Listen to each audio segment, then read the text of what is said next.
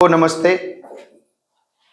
मेरा स्टिकर बना बना के ये भेज रहे हैं भाई साहब। क्या बहुत सारा स्टिकर बनाया है नमस्ते का। प्लीज क्या क्या बनाया है।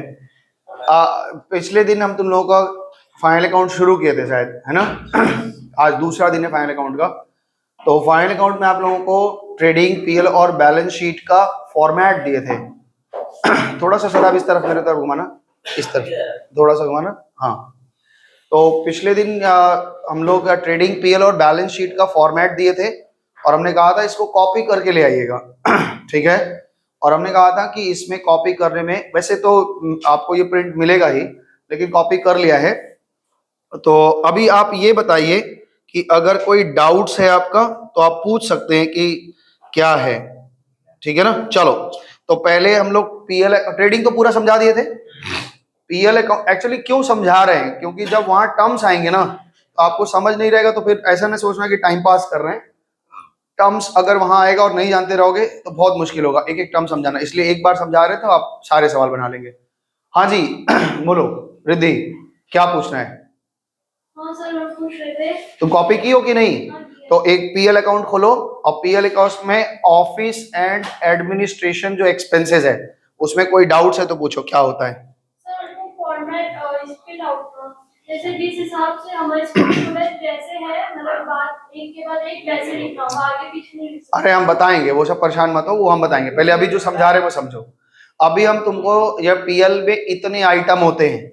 अब पीएल में सारा आइटम थोड़े ना देगा, इतना 150 आइटम कोई देगा, 5-10 देगा, तो उसमें जैसे रहेगा वैसे लिखेंगे, वो हम समझाएंगे। हम इसको इस तरह से ऑर्डर में इसलिए सजाए हैं ताकि आपको ये समझ में आए कि क्या ऑफिस का खर्चा होता है, क्या डिस्ट्रीब्यूशन का खर्चा होता है, क्या फिनेंशियल एक्सपेंसेस होता है, क्या मेंटेनेंस कॉस्ट होता है, ये आपके दिमाग में बैठे। हाँ पूछो। देखो, अनप्रोडक्टिव वेज पूछ रहा है। देखो, हाँ ठीक ही बोल रहा है। इधर सुनो, वेज का मतलब होता है मजदूरी। और वेज दो तरह का हो सकता है, मजदूरी दो जगह काम आती है। एक होता है प्रोडक्टिव वेजेस, जो लोग डायरेक्टली इन्वॉल्व हैं प्रोडक्शन में, उनको हम कभी भी सैलरी नहीं देते, पता है कि नहीं। जितने फैक्ट्री में लोग काम करते हैं, अगर उनको हम सैलरी देने लगेंगे ना, तो बाबू 2 मिनट पेशाब करके आ रहे हैं, रुकिए थोड़ा खैनी खा रहे हैं, इसमें ये इतना समय बर्बाद कर देंगे कि हमारा प्रोडक्शन हो ही नहीं पाएगा। तो हम लोग क्या करते हैं, उनको काम के ऊपर देते हैं कि भाई जितना काम करोगे उतना हम आपको दे देंगे। तो जब हम काम पे देने लग जाते हैं ना, तो उनकी इच्छा रहती है कि बाथरूम थोड़ा देर बाद जाएंगे और एक तो कर लें, क्योंकि हमें ज्यादा से ज्यादा करना होता है।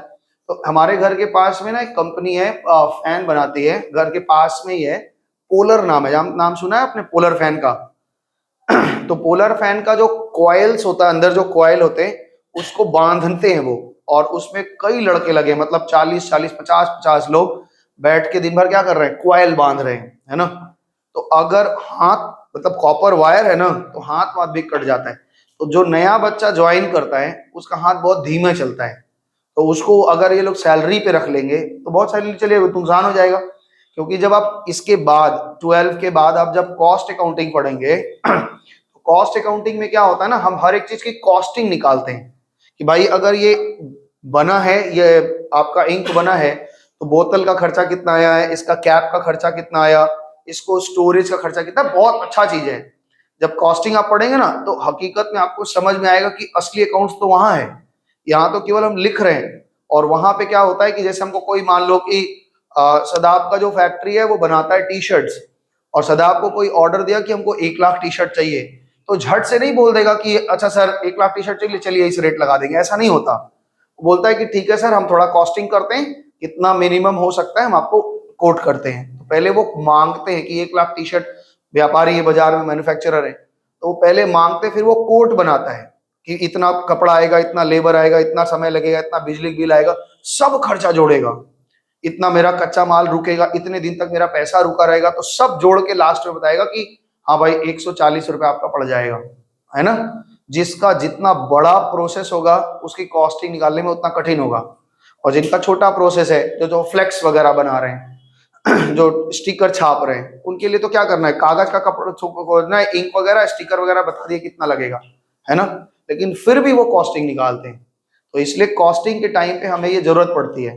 तो वेज मतलब हो गया मैन्युफैक्चरिंग वेज, तो जो लोग फैक्ट्री में, कल्पना करो तुम्हारे टी शर्ट बनाने के जो लोग काम करते हैं फैक्ट्री में, कोई होगा कटिंग करता होगा, कोई सिलाई करता होगा, कोई उसका काज बनाएगा, कोई बटन लगाएगा, है ना, कहीं कुछ और करना है तो करेगा। तो ये जो काम कर रही है लेबर है, और इस लेबरों को हमने क्या करना है, पेमेंट कैसे देना है, वेज देना है, सैलरी नहीं देनी है। आपको क्या करना है, वेज। ये ध्यान में रखना, कभी भी अपने स्टाफ में अगर वो प्रोडक्शन यूनिट में है तो उसको सैलरी नहीं देना है। आपको कैसे देना है, वेज। अगर प्रोडक्शन यूनिट में आप सैलरी देने लगे वो फांकीबाजी शुरू हो जाएगा, आज थोड़ा तबीयत खराब है आज नहीं आ पाएंगे, ऐसा नहीं चलेगा। अगर वेज दोगे ना, वो जी तोड़ के अपना आएंगे ही आएंगे, चाहे मैंने 100 बहाना करके रुक नहीं पाएंगे, 300 बहाना बना के आएंगे। सुबह सुबह जो 8 बजे देखते हैं आप, 9 बजे देखते हैं कि मार भागम भाग लगा रहता है, हाँ भागम भाग लगा रहता है मेट्रो में यहाँ वहां, वो इसलिए नहीं लगा रहता, उनको काम से बहुत प्रेम है, उनको पता है कि अगर लेट जाएंगे तो फाइन कट जाएगा और सैलरी कट जाएगी हमारी, जो भी है। तो वेज जो होता है, जो मैन्युफैक्चरिंग में है उसको डायरेक्ट वेज बोलते हैं, वो ट्रेडिंग में आता है। और उसके अलावा भी बहुत सारे लोग होते हैं जो हमारे यहाँ काम करते हैं। जैसे मान लो कि माल बन गया, रेडी हो गया, अब उसको गोडाउन तक पहुंचाया, लोडिंग अनलोडिंग करना। अब कोई ऑर्डर हमको दिया, 5 लाख पीस का ऑर्डर दिया, तो 5 लाख पीस 4 तल्ला से उतार के, हाँ जो भी थर्मोकॉट, या भी ठंडी का मौसम है तो थर्मोकॉट तुम्हारा कंपनी बनाया, अब उसको क्या करना पड़ेगा, वहां से उतार के लोडिंग करना, ट्रक पे चढ़ाना, तो ये भी तो मजदूरी दोगे, है ना। वही इतना घंटा में चढ़ा देगा तो 2000 5000 जो भी आपका देगा, तो ये भी वेज है, लेकिन ये इनडायरेक्ट वेज है। तो डायरेक्ट वेज और इनडायरेक्ट वेज, एक वेज होता है जो प्रोडक्शन में लिखा रहता है, बैठ जाओ, और एक वेज होता है जो अनप्रोडक्टिव वेज होता है। अनप्रोडक्टिव वेज का मतलब है जो प्रोडक्शन से रिलेटेड नहीं है, यानी इनडायरेक्ट वेज बोलते हैं। नेक्स्ट आइटम क्या पूछो, वहीं बैठ जाओ, यहीं बैठ जाओ। ऑडिट फेज, वेरी गुड, बैठो बैठो बैठो बैठो। और लॉ कॉस्ट समझ में आया है, जो चीज नहीं समझ में आया बारी बारी से पूछ लेंगे, कोई हड़बड़ी नहीं। आज हम अपना पूरा पीएल समझ लेंगे और आज एडजस्टमेंट भी शुरू कर देंगे, ठीक है ना। बोलो, बता रहे तुम क्या बोले, ऑडिट फीस। ऑडिट फीस का, हाँ बता रहे, जब हमारा अकाउंट बन के रेडी होता है तो हमारे अकाउंट्स में गड़बड़ी है कि नहीं है, हमारा अकाउंटेंट तो हमारा लोकल अकाउंटेंट मुन्ना जो 12 पास है वही बना देता है, लेकिन ये अकाउंट्स ठीक है कि नहीं है इसको कौन जांचेगा, नहीं, हम क्या जांचेंगे, चार्टेड अकाउंटेंट लोग इसका ऑडिट रिपोर्ट तैयार करते हैं। वो ऑडिट रिपोर्ट तैयार करते हैं और रिपोर्ट में सारा अकाउंट्स देखते हैं, रिपोर्ट तैयार करेंगे और एक रिपोर्ट आपको बना के देंगे कि इसमें कुछ भी नेगेटिव नहीं मिला, ठीक है ना। कोई भी चीज रिजल्ट आपका नेगेटिव है, क्या बोलते हैं, रिजल्ट क्या है, नेगेटिव है। तो ये मत सोच लेना कि अरे इतना पैसा खर्च हुआ पॉजिटिव नहीं आया, पॉजिटिव आने का मतलब है पकड़े गए हो, कहीं ना कहीं कुछ गलती कर दिए हो। तो जो ऑडिट करता है चार्टेड अकाउंटेंट वो फीस लेता है, तो वो जो फीस है वो ऑफिस का खर्चा होता है, प्रोडक्शन से रिलेटेड नहीं है आपके से, ठीक है। अभी आप पढ़ेंगे, ये ऑडिट एक चैप्टर पूरा सब्जेक्ट है, ऑडिटिंग आपका बीकॉम में, सीए में एक चैप्टर पूरा सब्जेक्ट है, क्या होती है ऑडिटिंग, कैसा होता है, उसी पढ़ाई करते हैं। चार्टेड आप जब बनेंगे, सीए का पढ़ाई करेंगे तो उसमें एक सब्जेक्ट आएगा ऑडिट। तो अभी आप मोटे तौर पे समझे, वीडियो देखने वाले ऐसा ना समझे कि क्या ही बता रहे हैं, बस ये ऑडिट करने वाले जो चार्टेड होते हैं वो फीस लेते हैं, ऑडिट फीस दिया था। बोलो और पूछो। हाँ एक एक करके बता रहे हैं। देखो इन्होंने अभी अभी हम लोग जो बात कर रहे हैं ऑफिस और एडमिनिस्ट्रेशन पे बात कर रहे हैं, उसके नीचे नहीं पूछना, पहले इसमें का सारा क्लियर करेंगे फिर आगे चलेंगे। ऑफिस एंड एडमिनिस्ट्रेशन में तुम लोग क्या पूछी हो, एक तो पूछा है वो एस्टैब्लिशमेंट, ध्यान से सुनो। एस्टैब्लिशमेंट का मतलब होता है कि बिजनेस स्टार्ट होने के पहले हमारे कुछ खर्चे होते हैं, है ना, बिजनेस स्टार्ट होने के पहले कुछ खर्चे होते हैं, इसको एक और नाम से जानते हैं, इसका नाम है प्रीलिमिनरी एक्सपेंसेस। प्रीलिमिनरी एक्सपेंसेस यानी एस्टैब्लिशमेंट खर्चा। तो बिजनेस स्टार्ट होने के पहले पेपर वर्क होता है, लाइसेंस वगैरह है, ये वो बहुत सारा खर्चा होता है, तो ये जो खर्चे होते हैं ये पीएल के होते हैं, और इसको हम ऑफिस का ही मतलब एस्टैब्लिशमेंट करने का खर्चा होता है, ऑफिस का खर्चा, इसलिए इसको दिखाते हैं। ये भी खर्चा हम किससे कमाते हैं, ये भी पैसा हम पब्लिक से कमाते हैं हमारा जब, इसलिए आपको एक छोटी सी बात बताएं, जैसे ये इंक है, ये मिलता है 50 का शायद 50 का है, मेरे को याद है 60 हो गया है, 50 का मिलता था, और वैसे हम लोगों को मिल जाता है 38 35 32 में मिलता है, 30% ऑफ में मिल जाता है, जहां से हम होलसेलर से लाते हैं 30% ऑफ में मिलता है, मतलब 18 रुपए कम हो जाएगा। तो ये बनता कितने होगा मालूम है, ये जो 60 रुपए लिखा है, ध्यान से सुनना मेरी बात को, और ये ध्यान रखना हमेशा से, और मैन्युफैक्चरिंग में यही होता है, इसको बनाने में 6 रुपए खर्चा आता है। क्या बोले समझ में आया? आप ऑन एन एवरेज मानिए कोई भी चीज आपके हाथ में जो आती है जिसके ऊपर में 100 रुपया लिखा है वो बनता है 10 रुपए में, एनी हाउ 10 रुपए बन जाता है। तो आपके दिमाग में आएगा कि सर इतना दाम क्यों बढ़ा रहे हैं, ये क्या जान ले लेंगे? मतलब हम जो चीज ये घड़ी हम 2500 का पहन रहे हैं इसका मतलब 250 में ये बन जाता है। बिल्कुल 250 में बन जाता है, 250-300 से ज्यादा चीज नहीं है, ठीक है ना। ये इंक जो बना है 6 रुपए में, तो फिर इतना दाम क्यों बढ़ा रहे हैं? बहुत सारे खर्चे होते हैं। ये जो खर्चा सब पढ़ रहे हो ना, तो ये सब खर्चे इनको लेने होते हैं। अच्छा, आप किताब खरीदने जाते हैं, एक डी.के. गोयल या टी.एस. ग्रेवाल कोई भी किताब खरीदने गए, तो वो किताब बाजार में मिलता है, कितना लिखा है 1000 रुपया, और उस पर डिस्काउंट वो कितना दे देते हैं 25% 30% तक डिस्काउंट मिल जाता है ना। तो सोच सकते हो जो कस्टमर को 30% डिस्काउंट दे रहे हैं, तो डीलर भी कमा रहा होगा, होलसेलर भी कमा रहा होगा, मैन्युफैक्चरर भी कमा रहा होगा, कितने मिडिल मैन है वो कमा रहे हैं। तो मैन्युफैक्चरिंग हमेशा क्या होती है, सस्ता होता है, कम रहता है। समझ में आया? जैसे हमने अपना 11 और 12 का पूरा नोट्स बनाया, तो हमने सोचा इसको प्रिंट करा देते हैं। तो प्रिंट कराने में ना हमने देखा कि कितना, वो बोला सर 1000 कॉपी बनवा लीजिए, आपका एक एक किताब का खर्चा 100 रुपए आ जाएगा। मैंने कहा इतना 1000 रुपए खर्चा कर लेंगे तो उसको खर्चा करने में हमको 5 साल लग जाएगा, क्योंकि इतने बच्चे हैं नहीं हमारे पास। तो धीरे धीरे बढ़ेंगे। तो बोला कि सिलेबस चेंज होता रहता, बोले छोड़ दो, हम स्पाइरल बाइंडिंग करा के बैठ देंगे बच्चों को, 150 पड़ेगा और क्या होगा, है ना। स्पाइरल करवा के, प्रिंट आउट करा के स्पाइरल करवा के दे देंगे। हम उतना बुक के फॉर्मेट में जाएंगे तो दिक्कत हो जाएगा। तो ये कॉस्टिंग आपको हमेशा सोचनी पड़ती है। अगला क्या था बोलो, समझ में आया? एस्टेब्लिशमेंट खर्चा, डेफर्ड रेवेन्यू एक्सपेंडिचर। अब इसको समझा देते हैं। इसके पहले कुछ पूछा था अभी, चलो ठीक है, जो है पूछ लेना। डेफर्ड रेवेन्यू एक्सपेंडिचर ऐसा है कि रिद्धि का अभी घर के आसपास में, रिद्धि के पिताजी ने कहा कि आज से अपना ये पेपर ऊपर इनका इसे मुंह पे मारा पिताजी ने, और कहा कि अपना हिसाब किताब कर लो। दिन भर खाली घर का कितना पढ़ना लिखना से नहीं चलेगा, घर में आटा वाटा भी गूंथना पड़ेगा, सब काम करना पड़ेगा। तो ये घर से निकल गई, बोली अब तो खर्चा वर्चा मेरा कैसे चलेगा। तो इन्होंने एक गाजर के हलवा का दुकान खोला लेकिन गाजर का हलवा बेचारी बनाना तो अच्छा जानते हैं लेकिन चल नहीं रहा है। मजाक में समझ जाओगे डेफर्ड रेवेन्यू क्या है। तो गाजर का हलवा का दुकान चल नहीं रहा था। इन्होंने हमसे पूछा कि भाई सर मेरा चल नहीं रहा है, मेरे साथ बड़ी दुर्घटना घट गई है, पिताजी ने अपने जायदाद से मुझे अलग कर दिया है। तो हमने कहा कि तुम्हारे गाजर का हलवा जो बनता है वो कितने लोग जान रहे हैं? आसपास के 20-25 लोग जान रहे हैं, कोई जानता ही नहीं है। तो इसको लोग जानेंगे तब तो खरीदेंगे। तो बोले क्या करना पड़ेगा? बोले कि ऐड करवाना पड़ेगा। तो हमने अमिताभ बच्चन को फोन किया, वो बूढ़े हो चले हैं, अब तो भाई नाच गा के नहीं कर सकते लेकिन बूढ़े हो चले। तो उनको फोन किया तो बोले कि ठीक है सर, हम 10 लाख रुपए देंगे आपके, उसका खर्चा हम मतलब ऐड कर देंगे। तो बात तय हुई, उनके सेक्रेटरी वगैरह से बातचीत हुआ, वो आए एक दिन देख करके वो आए, और इनके दुकान के बाहर जो भीड़ उस दिन कि अमिताभ बच्चन आ रहे हैं। तो अमिताभ बच्चन ने इनका हलवा खाया और वीडियो शूट हुआ, और बोले कि 10 लाख रुपए हम देंगे, और इन्होंने कहा कि बहुत स्वादिष्ट है, आप लोग एक बार खा के देखिए। और ये मजाक नहीं कर रहे हैं, सीरियस बात है। आप वो जो एक बहुत बड़े शेफ हैं, उनका नाम जानते हो, संजीव कपूर नाम है, जानते हो ना, बहुत बड़े। पहले उनका जी टीवी पे एक जी टीवी होता था, जी टीवी में एक खाना खजाना बोलकर सीरियल होता। पहले हम लोग जब देखना शुरू किया, आज से 25 साल 30 साल पहले हम उनको देखना शुरू किए, तब से वो शेफ हैं। और बोलने का अंदाज उनका बहुत अच्छा है। वो हर बार बोलते हैं संजीव में डबल ई है, कपूर में डबल ओ है। जब वो अपना आईडी बताते हैं sanjeevkapoor.com, तो बोलते हैं याद रखिए संजीव में डबल ई है, कपूर में डबल ओ है। तो ठीक है।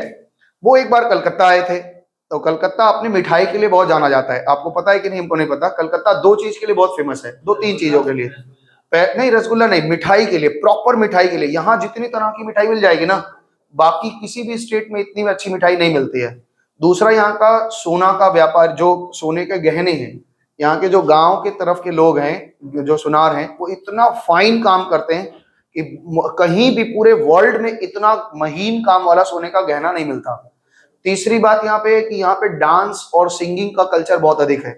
हम लोग दुनिया के किसी भी स्टेट में चले जाओ, दुनिया के किसी स्टेट में, वहां पे जाओगे तो सबके घर में हारमोनियम नहीं मिलेगा, लेकिन यहाँ पे बंगालियों के घर में वो कंपलसरी चीज है, हारमोनियम मिलती है, उनको रियाज करना है। इसके घर में नहीं होगा। अभी ये कल्चर बदल रहे हैं धीरे धीरे। तो भाई जो ये वाले हैं ना, गेम वाले, तो आज के पीछे का जनरेशन देख लेना। हम बोल रहे हैं मम्मी पापा तक, मम्मी लोग सीखी होगी, मम्मी से पूछोगे तो सीखी होगी। तो ये ऐसे ही होता है। अच्छा ये बंगाली है, हमको आज पता चला, आयुष्मान सरकार, ठीक है चलो, लेकिन हिंदी तो बहुत साफ बोलता है, बचपन से रह रहा है तुम्हारे साथ इसीलिए। चलो, तो ये जो हम क्या बताए थे, डेफर्ड रेवेन्यू समझो। तो अमिताभ बच्चन, हाँ संजीव कपूर वाला पूरा बात हुआ नहीं, समझा देते। तो वो यहाँ आए थे और यहाँ पे आकर के ना, यहाँ क्या नाम है, हाँ, मानिक तल्ला पार करोगे, हेदुआ पार करोगे तो एक बाएं तरफ गली में एक दुकान है ना, नकुल चंद का नाम बहुत फेमस है। तो नकुल चंद के यहाँ वो गए थे और मिठाई खाए थे, और मिठाई खा करके अपने शो में उन्होंने बोला कि अगर आप कलकत्ता जाएं तो वहां पे नकुल चंद का मिठाई जरूर खाएं। और ये बोलने की देर थी कि उनका सेल इतना बढ़ा कि क्या बोले, तो फ्री में प्रचार हुआ। और अभी तुमको नाइट राइडर जब अब पहली बार जीता था याद है आपको कि वर्ल्ड कप जीता था पहली बार T20 वाला, नाइट राइडर जब जीता था, अच्छा सॉरी कहाँ बोल, कोलकाता नाइट राइडर है ना, हाँ IPL का वर्ल्ड कप जीता था ना वो, अच्छा सॉरी, हमको खेल का इतना आइडिया नहीं है भाई। नहीं, जब पहली बार जीता था, तो जब हाँ पहली बार जीता था तो शाहरुख खान वहां का ब्रांड एम्बेसडर है KKR का, और ममता बनर्जी, दोनों लोग वही दुकान नकुल चंद क्या किया था, उसका केक बना के दिया था। और वाकई में आप कभी उधर जाना तो जरूर खाना, मिठाई बहुत अच्छा बनाता है हर, हाँ तो भाई तुमको जाके वर्थ इट लगेगा, खाओगे तो लगेगा कि हम कलकत्ता में किसी अच्छे जगह खाएंगे। अच्छा, हम कभी आएंगे उस तरफ से तो लेते आएंगे तुम लोगों के लिए मिठाई नहीं, मिठाई खिलाएंगे, पक्का मिठाई खिलाएंगे। तो ऐसे ही क्या हुआ, रिद्धि बोली अमिताभ बच्चन से, तो अमिताभ बच्चन बोले 10 लाख रुपए हम लेंगे, तो वो 10 लाख रुपया दी, और इनसे कॉन्ट्रैक्ट हुआ कि आपका एड हम 4 साल दिखाएंगे। ध्यान से सुना मेरी बात को, आपका एड हम 4 साल दिखाएंगे, ठीक है ना। तो अमिताभ बच्चन बोले ठीक है, हमको मंजूर है, आप 4 साल दिखाइए। तो 4 साल के लिए 10 लाख रुपया दिए हैं। तो अगर हम 10 लाख रुपया एक ही साल PL अकाउंट में दिखा देंगे तो हमारा तो बहुत बड़ा नुकसान हो जाएगा। पता चला, सोचो दिमाग से, जो एड हम 4 साल यूज करेंगे और खर्चा 1 साल में दिखा देंगे, तो पहले साल का लॉस आ जाएगा बहुत भयंकर, 10 लाख रुपए हम दिखा देंगे ठीक है ना। तो हमें क्या करना पड़ता है, इस खर्चे को टुकड़ा टुकड़ा टुकड़ा टुकड़ा करके दिखाना पड़ता है। तो पहले साल 2.5 लाख रुपया दिखा दिए, तो 7.5 लाख रुपया ये मेरा बच गया। अब इसको हम कहाँ दिखाएंगे, अपनी संपत्ति जहां दिखाएंगे वहां कहेंगे कि ये मेरे पास एडवर्टीजमेंट सस्पेंस है, मतलब एडवर्टीजमेंट में पड़ा हुआ पैसा है। हालांकि इसका बाजार में रियलाइज वैल्यू कुछ नहीं है। अगर आज के आज 1 साल दिखाने के बाद में हमारा सेल मेरे मन के माफिक बढ़ा नहीं, और हम अमिताभ बच्चन से जाके कहें कि आपका एड वापस ले लीजिए, 7.5 लाख मेरा वापस कर दीजिए, तो पता नहीं कौन सा उनका घर है, उसके बाहर बड़े बड़े कुत्ते हैं, छोड़ देंगे, कहेंगे भाग यहाँ से, फालतू काम कर रहे। तो इसलिए ये जो एसेट होते हैं, ऐसे जो एसेट होते हैं, इनको हम बोलते हैं फिक्टिशियस एसेट। फिक्टिशियस का मतलब होता है कि एक्चुअली में इसकी रियलाइज वैल्यू कुछ नहीं होती। तो ये आपके एसेट साइड में संपत्ति में दिख भी रहे होते हैं, लेकिन एक्चुअली में इसका कोई रियलाइजेबल वैल्यू नहीं होता, बाजार में इसको हम बेच नहीं सकते, इसको कहते हैं फिक्टिशियस एसेट। ऐसे ही स्टैब्लिशमेंट एक्सपेंसेस जो आप पूछे हैं, स्टैब्लिशमेंट में मान लो मेरा 5 लाख खर्चा हो गया, तो हम एक बार में 5 लाख नहीं दिखाते, थोड़ा थोड़ा थोड़ा थोड़ा थोड़ा थोड़ा राइट ऑफ करते हैं। समझ में आ गया बात। तो ये डेफर्ड रेवेन्यू एक्सपेंडिचर, कोई ऐसा खर्चा है इसको डिफर्ड कर दिया गया, टुकड़े टुकड़े टुकड़े टुकड़े फॉर्म में हम दिखाएंगे, तो ये डेफर्ड रेवेन्यू एक्सपेंडिचर है। और पूछो क्या पूछ रहे थे, रिद्धि बोलो नहीं नहीं, पहले डेबिट साइड पूछो पूरा। ये अभी तुम क्या पूछा था, एंटरटेनमेंट पूछा था। एंटरटेनमेंट में इधर सुनो, पहले एंटरटेनमेंट में पूछा था। एंटरटेनमेंट का मतलब होता है कि जैसे आप सुनो मेरी बात, एंटरटेनमेंट में क्या होता है कि जैसे मान लो कि हमारे कोई एंटरटेनमेंट का खर्चा हम करते हैं ऑफिस में, हम लोग कोई ऐसा खर्चा कि भाई बॉक्स वगैरह लगा लिया है, टीवी वगैरह लगा लिया है। जैसे आप मान लो कोई क्लिनिक है, क्लिनिक में आप जाते हैं तो पीछे क्या होता है, एनिमल प्लैनेट चलता रहता है, क्योंकि भाई आप इंतजार मत करिए, डॉक्टर साहब अभी बिजी हैं, आपका नंबर दे रहेगा, तब तक आप टीवी देखते रहिए। तो ये जो खर्चे हो रहे हैं टीवी भी लगाने का एंटरटेनमेंट के लिए, तो ये एंटरटेनमेंट खर्चा है। आपको बताएं, एक छोटा सा बात बताएं, होटल का एक लाइसेंस आप लेंगे, तो अगर होटल में छोटा रेस्टोरेंट है या होटल है आपका जो भी है, तो उसमें अगर आप केवल खाना पाना खिला रहे हैं तो उसका लाइसेंस फीस अलग है। लेकिन अगर उसी में आप बॉक्स लगाए हैं, म्यूजिक सिस्टम लगाए हैं कि गाना बजाएंगे, मीठा मीठा म्यूजिक बजेगा, कस्टमर ज्यादा देर तक बैठेगा, कैंडल लाइट डिनर में, तो उसमें क्या होगा, वो उसका भी चार्जेस जोड़ लेंगे लाइसेंस में। तो ये ध्यान रखना, ये सब एंटरटेनमेंट चार्जेस हैं, ठीक है ना। हाँ बोला तुम्हारी दुकान में है, तुम्हारा किस चीज का काम चेंज होता है? मेरा हाँ, मतलब पिताजी आपके क्या करते हैं? अब तुम जल्दी से कमाना शुरू करो। बड़ा होने दीजिए। अब कितना बड़ा होगा? अरे तो अभी पढ़ अभी कैसे कमाने हाँ, तो पढ़ने के लिए कोई बात नहीं है भाई, बड़े बड़े लोग पढ़ाई से कमाने से क्या मतलब है? कोई ना कोई रास्ता निकालो, कमाए कैसे जाता है? ये पढ़ के, अगर पढ़ के सब कमाने लगता तो दुनिया में जितना पढ़ा लिखा है सब कमा लेता, सब कमाता नहीं है। बोलो नेक्स्ट, बोलो।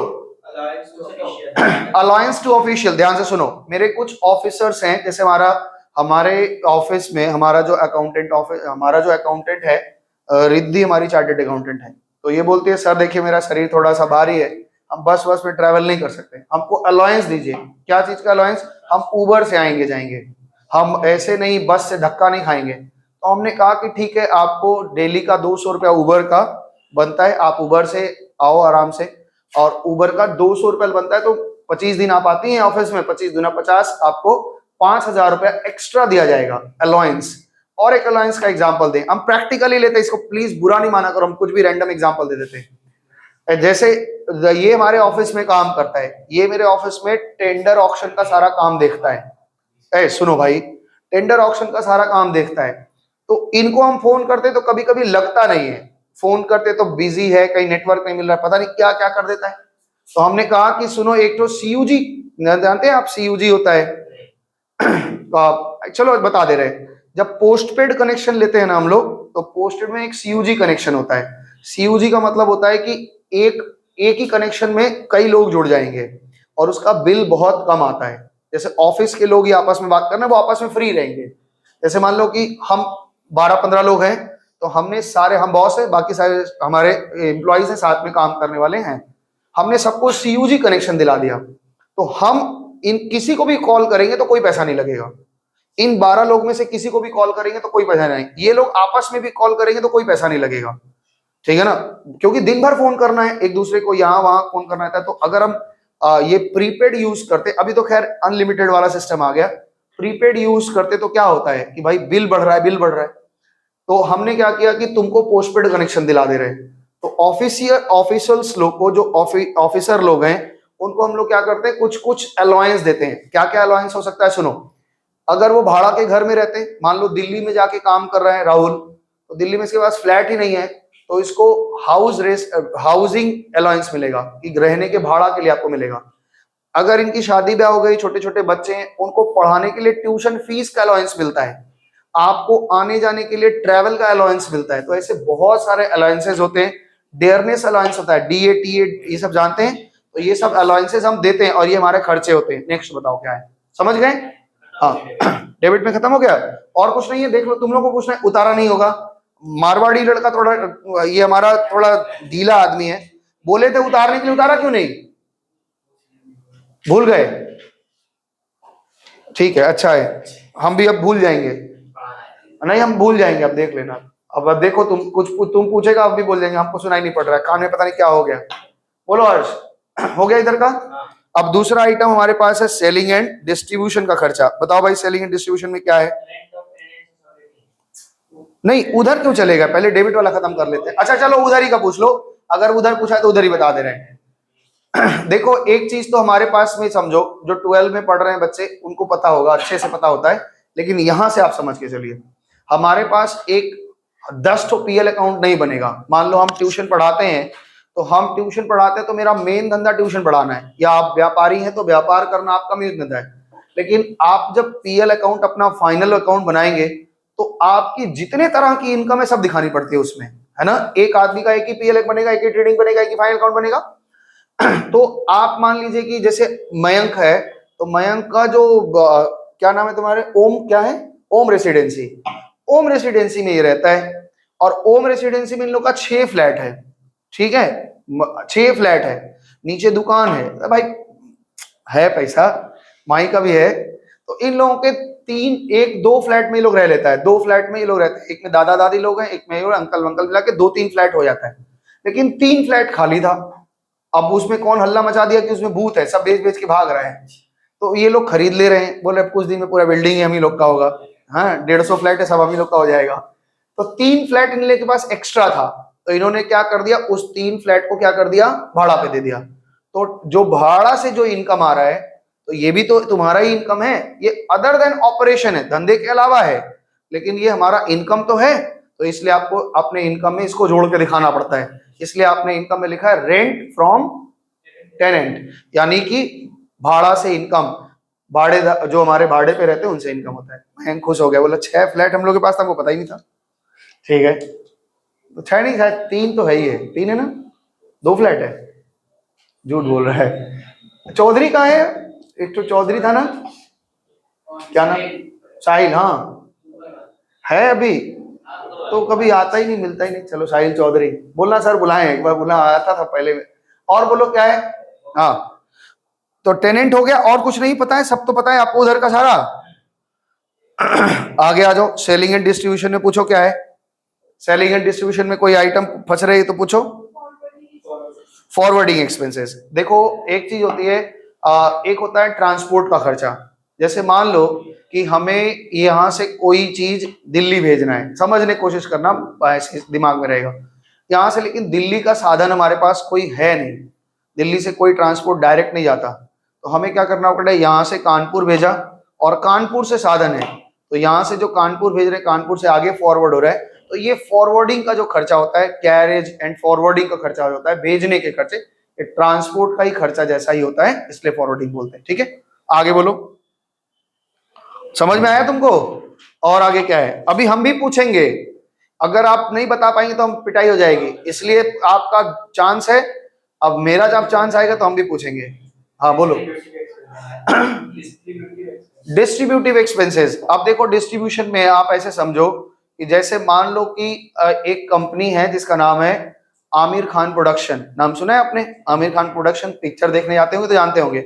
रेड चिली इंटरटेनमेंट आप सुने हैं, शाहरुख खान का है। हाँ, तो वैसे ही आमिर खान का भी है, और जो एक तो लेडीज टाइप का है, क्या नाम है उसका, करण जौहर, धर्मा प्रोडक्शन, है ना, वो अपने आप को मान ही लिए कि हम लेडीज ही हैं। चंडीगढ़ में एक बार शूटिंग चल रही थी स्टूडेंट ऑफ द ईयर का, तो स्टूडेंट ऑफ द ईयर का शूटिंग चल रहा था, तो हमारे परिवार में एक लड़की बोली मैं जाना, मैंने वो देखने जाना है, शूटिंग देखने जानी है। तो उसकी मम्मी बोलती है कादी शूटिंग चल रही थी, तो कहता है किसका शूटिंग चल रहा है, तो बोलते हैं कि करण जौहर का है। तो बोला तुमको नहीं जाना है, और अपने भाई को भी नहीं ले जाना है।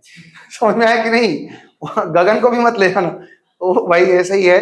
तो वो जो धर्मा प्रोडक्शन है, ध्यान से सुनिए, धर्मा प्रोडक्शन है, तो वो प्रोडक्शन हाउस जब कोई फिल्म बनाता है, वो प्रोडक्शन हाउस कोई फिल्म बनाता है, तो फिल्म का प्रीमियर होता है। हम एक छोटा सा बात बताने की कोशिश कर रहे हैं, आप चीजों को जोड़िए। तो जब फिल्म का प्रीमियर होता है तो उसमें क्या होते हैं, अलग अलग स्टेट के लोग आते हैं, बॉक्स ऑफिस पे देखते हैं कि ये फिल्म खरीदने लायक है कि नहीं है। तो जो जो अलग अलग स्टेट वाले लोग आते हैं वो लोग खरीद, समझते हैं ये पिक्चर का धंधा कैसे होता है, वो बना के रख लेता है, फिर उसका प्रीमियर रखता है, प्रीमियर में रख के लोग आते हैं, तो उनको लगता है कि ये फिल्म बहुत चलेगी, तो वो उसका खरीदते हैं। खरीद करके कहाँ लेके आते हैं, कलकत्ता। अब कलकत्ता का एक जन होगा, अब वो क्या करेगा, कलकत्ते में जितने छोटे छोटे थिएटर वाले लोग हैं उन लोगों को वो उसकी कॉपीज बेचेगा, तो वो डिस्ट्रीब्यूट करता है, तो डिस्ट्रीब्यूट करने में खर्चा होता है। मैन्युफैक्चरर से होलसेलर, होलसेलर से सोल डिस्ट्रीब्यूटर, और सोल डिस्ट्रीब्यूटर से डिस्ट्रीब्यूटर, फिर हम लोगों के हाथ तक आता है। ऐसे कोई भी चीज होती है, जैसे आपके पार्ले जी बिस्किट है, यहाँ पे भी देख लो 3 का ही मिलता है, और कहीं भी देख लो 3 का ही मिलता है, तो सोचो कितना दिमाग से वो लोग बना रहे हैं कि आप जम्मू कश्मीर में खा लीजिए या नीचे कन्याकुमारी में खा लीजिए, 3 रुपए का ही मिलेगा।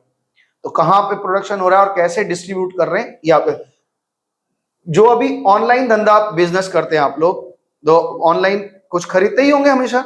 अभी एक हुडी खरीदा हमने, ठीक है ना, तो हुडी में वो कितना का था, शायद 1000 रुपए का। तो 1000 रुपए का, वो सोचो कहाँ की कंपनी है, हैदराबाद की है ना, कोई कंपनी है हैदराबाद की। अब वो हैदराबाद की कंपनी, पूरे भारत से लोग उसको खरीद रहे हैं, और पूरे भारत में वो कितने में बेच रहे हैं, वही 1000 में। तो डिस्ट्रीब्यूटिव एक्सपेंसेस वो अपने दिमाग में रखते हैं कि इतना रुपया जाना है, ये डिस्ट्रीब्यूट करना है, पहुंचाने के लिए, वितरण करने, उसके खर्चे जो होते हैं ये भी हमारे सेलिंग और डिस्ट्रीब्यूशन में ही खर्चा में आएगा। नेक्स्ट बोलो क्या है? हाँ बोलो, नहीं हो गया? हो गया कंप्लीट? अच्छा चलो, अब आगे हो गया मुन्ना। आप कीप ऑफ, वो तो मेंटेनेंस कॉस्ट ऑफ एसेट्स में है, तो उसमें सेलिंग एंड डिस्ट्रीब्यूशन में नहीं पता है, दिक्कत है ना। वहां पे देखो एक चीज लिखा था, सैंपल डिस्ट्रीब्यूशन एक्सपेंसेस, क्या होता है ये? घी का सैंपल उठाएंगे दुकान में। क्यों हम बेचते हैं? क्यों? हाँ, तो ये ध्यान रखना, ठीक है, अच्छा चीज है। एक्सपोर्ट ड्यूटी क्या होता है? एक्सपोर्ट ड्यूटी लिखा हुआ है। इसके बाद में हाँ, एक्सपोर्ट ड्यूटी मतलब अगर हम अपने देश की सीमा रेखा के बाहर किसी दूसरे देश में व्यापार करते हैं तो जो भाड़ा देते हैं उसको हम एक्सपोर्ट ड्यूटी बोलते हैं। और ये मेरा इनडायरेक्ट खर्चा है। इंपोर्ट ड्यूटी डायरेक्ट खर्चा है क्योंकि हम वहां से खरीद के ला रहे हैं। आगे, और ब्रोकरेज वगैरह समझ ही गए होंगे, सब कुछ ठीक है। लाइसेंस फीस, ये क्या है? लाइसेंस फी या फिर अप्लाई करने के लिए जो फीस लगता है, किस चीज को अप्लाई रिप्लाई? नहीं, ये लाइसेंस का खर्चा क्या मांग रहे हैं? ये सेलिंग एंड डिस्ट्रीब्यूशन एक्सपेंसेस में लाइसेंस फी दे रहे हैं। लाइसेंस फीस का मतलब क्या होगा? सेलिंग, अगर जैसे अभी FASSAI नाम समझते हैं? फूड क्या है? फसाई, पता नहीं क्या है, तो जो भी है हमको भी नहीं याद है। चलो, तो अगर आप कोई, सुनो इधर सुनो, अगर आप कोई खाने वाली चीज बना रहे हैं तो आपको FASSAI का आपको क्या लेना पड़ेगा? लाइसेंस लेना पड़ेगा। तो ये खर्चा भी आपको, देखिए छोटा सा। अब हम लोग जो भाई बस में जो बेच रहे हैं चिप्स, उस पे तो कोई एड्रेस ही नहीं लिखा है, पता नहीं कौन फर्जी एड्रेस लिखा है, कोई खा के मर जाए तो पता भी नहीं चलेगा कहाँ कौन क्या खा के मरा। तो इसलिए सरकार कहती है, अच्छा इनके ऊपर कानून लगाना चाहिए कि आप बना रहे हैं, बादाम बेच रहे हैं, कच्चा बादाम, और उसका कोई नाम पता नहीं है, पता चला उसमें नमक की जगह कुछ और मिला दिया और आदमी खा के मर गया, तो फिर क्या होगा? तो इसलिए अप्रूव्ड होना चाहिए। और ऐसी चीजें, पैकेट वाले फूड तो नहीं खाने चाहिए, वैसे ही नहीं खाना चाहिए, नहीं खाना चाहिए। फल खाना चाहिए, फल खा लो। जो चीज डायरेक्ट फार्म से तुम्हारे पास आ जाए वो ज्यादा अच्छा है। और फार्म में भी तो बहुत ज्यादा भाई कीटनाशक डाल रहे हैं, फिर भी पैकेट वाले से अच्छा है। पैकेट वाले से अच्छा है। आगे बोलो। हाँ, दोनों खराब है लेकिन ये कम खराब है। लाइसेंस फीस, तो क्या हो गया? लाइसेंस फीस समझ में आ गया। तो कोई भी सेल वेल करने के लिए रास्ते में हम लोग ये लगाते हैं, जो ठेला लगाते हैं, कार्ट लगाते हैं, तो उनको क्या करना रहता है? TMC वालों को गुंडा टैक्स देना पड़ता है। वो लिख के देते हैं ठीक है लगाओ, क्योंकि महीने का हमको भी इतना देते रहना। तो भाई वो नकली लाइसेंस है लेकिन लाइसेंस फीस है, तो खर्चा है। आगे बोलो। हाँ, मेंटेनेंस कॉस्ट ऑफ एसेट क्या है बताओ? कहाँ पढ़ दिया? पेटी स्पेयर पार्ट्स। पेटी का मतलब होता है छोटे छोटे स्पेयर पार्ट्स। अभी जैसे मान low maintenance cost of asset में हमारा गाड़ी है, व्हीकल है, उसमें मान लो आगे से कोई नहीं, चक्का नहीं, चक्का तो बड़ा पार्ट हो जाएगा। कोई चीज हमारे जैसे टूट गया, अब स्टीयरिंग वगैरह का रबड़ टूट गया, गद्दी फट गई, तो उसमें हम क्या करें? स्पेयर पार्ट्स लगाते हैं ना, छोटे छोटे स्पेयर पार्ट्स। हमारे कुछ हम नहीं बता पा रहे, एग्जांपल दिमाग में नहीं आ रहा। बताओ कोई छोटा चीज जो हमारे फैक्ट्री में जरूरत पड़ जाती होगी। अच्छा समझ लो फैक्ट्री है, फैक्ट्री में कोई मशीन है जो बेल्ट पे चलता है ना। अब बेल्ट टूट गया तो बेल्ट लगाएंगे तो हमारा, वो तो लूज टूल्स जो होता है वो अलग टूल्स है वो, और ये तुम्हारा यहाँ पे स्पेयर पार्ट्स है, वो फैक्ट्री में लगता था, और ये तुम्हारा कहाँ लग रहा है? फैक्ट्री में। और भी जगह मशीनें होंगी उसमें जो स्पेयर पार्ट्स होगा। लूज टूल्स क्या होगा? कंज्यूम होगा। जैसे उस दिन बताए थे सॉमिल का वो चीज रहता है, वो कंज्यूम होता रहता है। सॉमिल बताए थे ना कि हमारे ब्लेड टूट जाती है, ब्लेड बदलते रहते हैं, तो वो कंज्यूम होगा। स्पेयर पार्ट्स बहुत रेगुलर होता है, कभी बहुत रेयर होता है, कभी कभार टूटना पड़ता है, ऐसा। आगे, अपकीप मतलब होता है एक फ्रेजल वर्ब है। अपकीप का मतलब होता है, क्या हो गया? हाँ तो ठीक है, लिखा नहीं है ना ये नालायक, तो हमारे पूरे दुनिया के नालायक छांट के छन्नी से मेरे पास भेजा गया है। ये लोग सोचते हैं ना कि क्या चीज बोल दो, क्या सर आप बजा कर आ तो गया आप, क्या मेरे आज के नए युवा पीढ़ी जो बच्चे हैं उनके लिए ना ये बहुत है कि क्या जरूरत है, क्या ही होगा।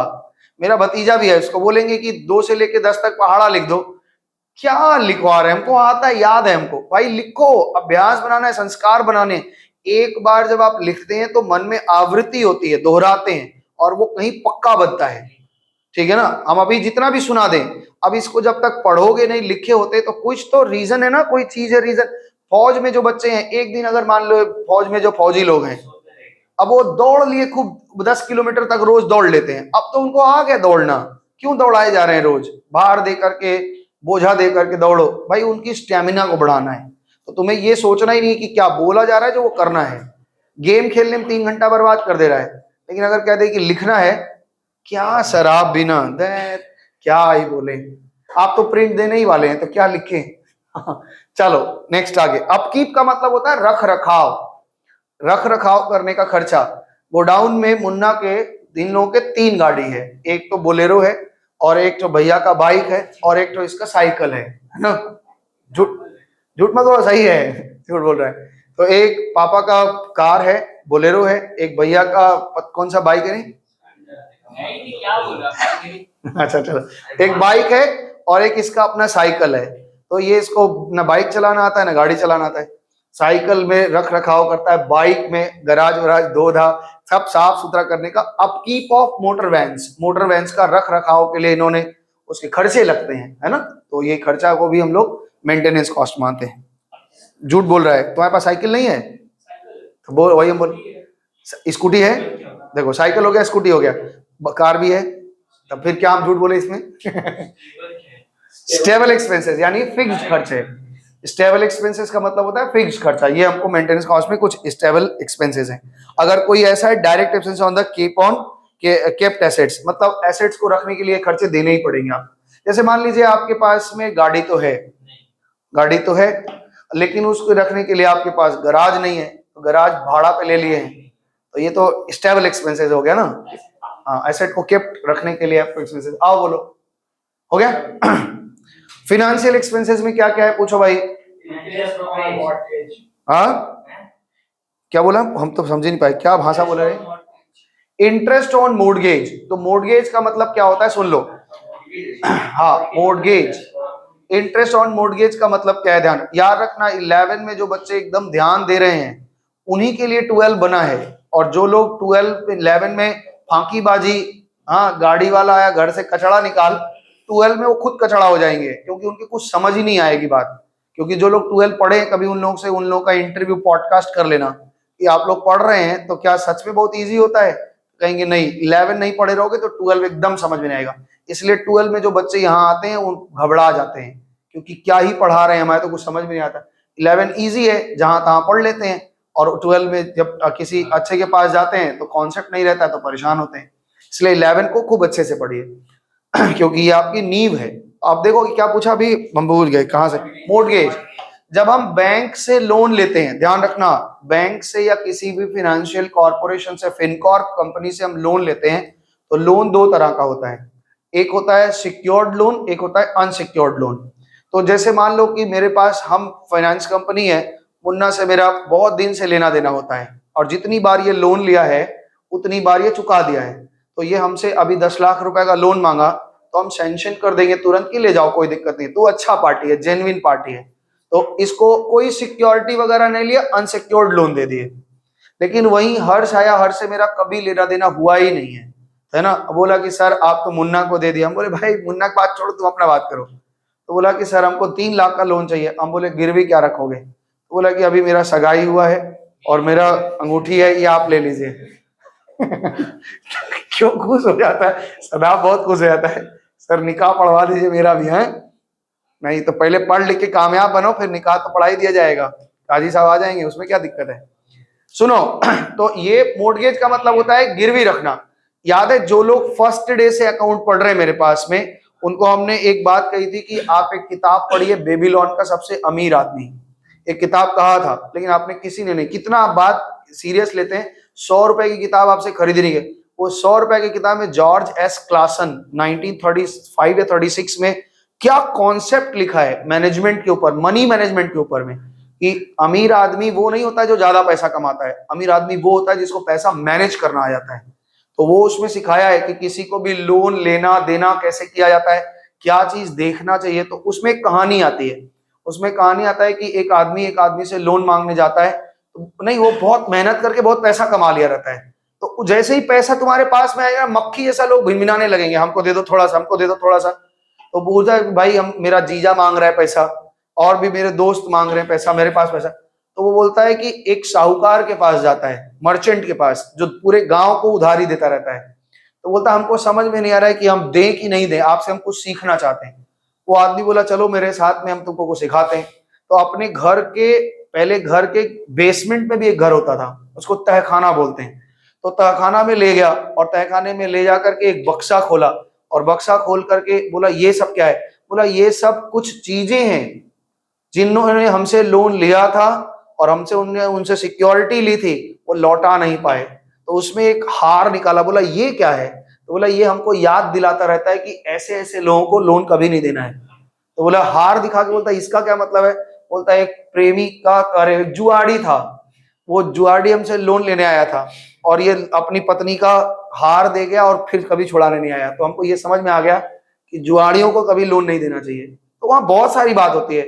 जो व्यक्ति कभी प्रेम में फंसा हो, अद्भुत प्रेम कि भाई दुनिया लुटा देंगे तुम्हारे लिए, ऐसे व्यक्ति को लोन नहीं देना। तो इस किताब को आप पढ़िए, बार बार बोल रहे हैं, इस किताब को आप पढ़ा करिए। बेबीलोन का सबसे अमीर आदमी, खरीद नहीं सकते, कंजूस व्यक्ति, कोई दिक्कत नहीं है, आप YouTube पे इसका ऑडियो वर्जन है, लेकिन पढ़ना एक अलग चीज है, सुनना एक अलग चीज है।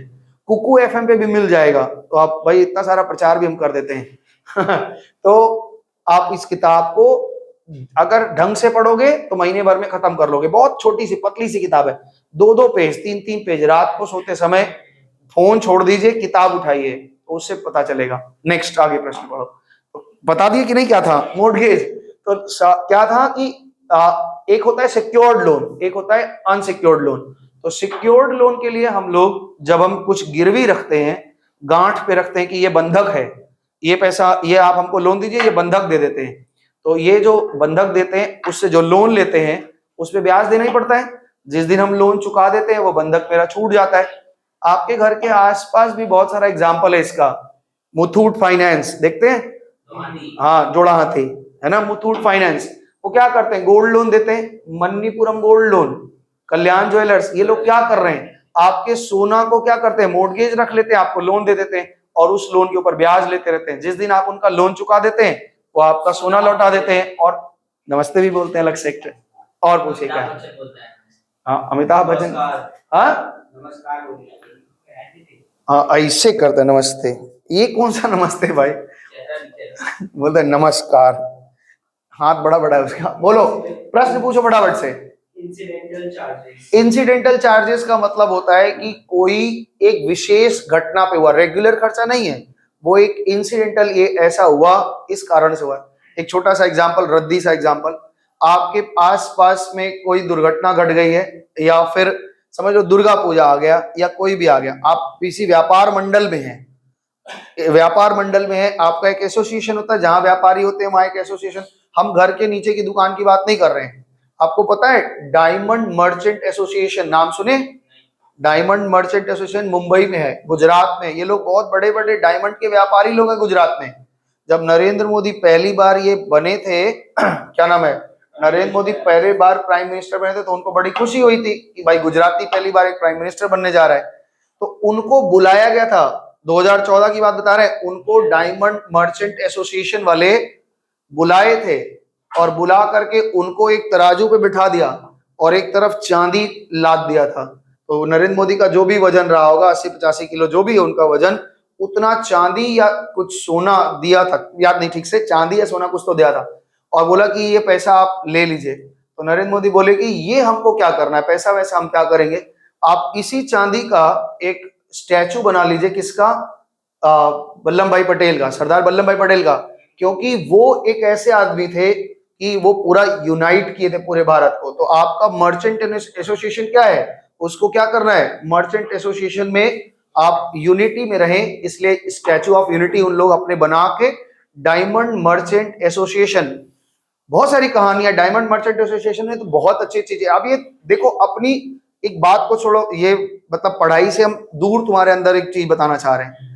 आप हमेशा से अपनी दोस्ती यारी हमेशा से ऊपर रखेंगे। पाड़ा मोहल्ला के दोस्ती लड़के से रखेंगे अगर, तो वो तुमको ज्यादा दूर नहीं सिखाएंगे। आप अगर अपने आसपास चाय दूध पान बीड़ी का ठेला देख रहे हैं और आपको जिस मोहल्ले में रह रहे हैं, तो वो आपको क्या हो जाएगा, लगेगा कि भाई इसी में कमाई है। किसी के चाय के दुकान पे देख रहे हैं दिन भर भीड़ लगा है, तो हमको लगेगा अभी हम भी डॉली वाला चाय बनेंगे। नहीं, तो अपनी सोच को बड़ा रखना है, थोड़ा दूर का सोचना है। अगर कहीं से भी कोई ऐसा मिल जाता है कनेक्शन कि हम हीरे के व्यापारियों के साथ काम करेंगे, आप 10 साल हीरे के व्यापारी के साथ काम कर लेंगे, आप ऐसे ही करोड़पति हो जाएंगे खाली काम करके, क्योंकि आपको पूरा काम का आइडिया होगा। अब कोई भी आदमी व्यापारी आपके पास पैसा लगाएगा तो आप आराम से धंधा पानी। तो तो इसलिए सोच हमेशा क्या रखनी है, बड़ों के साथ उठना बैठना है, व्यापारी के साथ उठना बैठना है। दिन भर अगर हम गली के चौखट पे बैठ के रॉके बॉस से कथा হবে, तो रॉके बॉस से कितु कथा হবে ना, वहां चाय पिएगा और জানিস কি হয়েছিল, হ্যাঁ बस वो छील छाल के वो लोग घर पहुंच जाएगा, वही छीलो बोले छीलो खे छीलो छील छील के घर चला जाएगा। इसलिए व्यापारी भाषा है, हम क्या करेंगे। तो बड़े व्यापारियों के साथ ब्रोनी वेयर एक लेखिका हुई है और बहुत अच्छा किताब लिखती है, कहती है अपने 5 दोस्त बता दीजिए आज जो इससे आपकी घनिष्ठ मित्रता है, और आपका परिवेश बता दीजिए, हम आपका भविष्य बता देंगे। मतलब वो क्या बोलते हैं, बोलते हैं कि आप जिनके साथ उठते बैठते हैं आप उन्हीं के एवरेज हो जाते हैं। तो इसलिए अपना सोच बदलना है कि हम थोड़ा इनसे ऊपर की सोच की बात करते हैं। एक लड़का डायमंड मर्चेंट एसोसिएशन में एक बहुत बड़े व्यापारी है, वो वीडियो में आज को शायद आपको भेजेंगे, वो इतने बड़े व्यापारी हैं कि पूरे गुजरात में वो कहीं खड़े हो जाएं तो लोग उनको पहचानते हैं। मतलब मर्चेंट, बहुत बड़े मर्चेंट एसोसिएशन के हैं। और डायमंड मर्चेंट एसोसिएशन जो बोल रहे हैं ना, वो छोटा मोटा एसोसिएशन नहीं है, बहुत बड़ा एसोसिएशन, बहुत पैसा है उनके पास। अब इस एसोसिएशन में मान लो किसी के साथ कोई दुर्घटना हो जाती है तो क्या करते हैं, सब लोग मिलकर उसका सहायता कर देते हैं। तो ये जो इंसिडेंटल कोई चार्जेस लग जाता है कि भाई इतना देना पड़ जाएगा, तो उन्होंने अपने लड़के को, अपना एक उनका पोता है, उनको क्या किया, उसका डुप्लीकेट क्या बनाया, आधार कार्ड बनाया, ये सब बनवा दिया। और बनवाने के बाद कहा कि तुमको 5,000 या 6,000 रुपया दिया और बोला यहां से निकलो और 1 महीना सरवाइव करके आना है। कहाँ नौकरी करोगे, क्या करोगे, नहीं करोगे, वो आपको करके आना है। किसी को नहीं बताना है कि तुम इस एसोसिएशन के इस मेंबर के इतना पैसे वाले आदमी की आप बेटे हैं। वो लड़का बोला कि जो आदमी, लड़का का वीडियो है वो आधे घंटे का एक पूरा एपिसोड बना है। वो लोग बनवाए, इसलिए बनवाए कि लोग सीखें इस बात को। वो लड़का बोला जब हम घर से निकले थे हमको लगा कि भाई हम स्कूल जाते हैं तो लैम्बोर्गिनी से स्कूल जा रहे हैं, तो ऐसे लोगों को अगर हम 6,000 रुपया दे दोगे वो क्या करेगा, और ऐसे ही हवाई चप्पल पहना के उसको नॉर्मल कपड़ा पहना के छोड़ दिए और वो वहां से टिकट कटा दिए कि जाओ चेन्नई। अब चेन्नई चला गया।